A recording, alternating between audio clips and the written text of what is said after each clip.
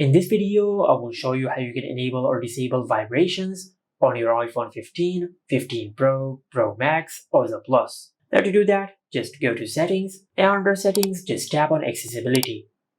Under the Accessibility section, just tap on Touch. Now, under the Touch section, you will find the toggle for vibrations. Now to turn on all the vibrations on your iPhone, just enable this toggle. And after you do that, you will enable all the vibrations on your iPhone. But some system vibrations have a separate option.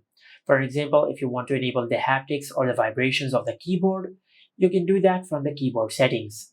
But even if you enable the haptics or the vibrations of the keyboard, and if you keep this option disabled, the vibrations will not work, since this is the main switch to turn on or to turn off the vibrations feature. Now, if you want to disable all the vibrations of your iPhone, just disable this toggle.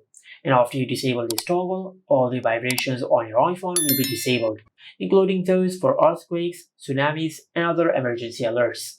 And this is it. Make sure to like, comment, and subscribe. Thank you for watching.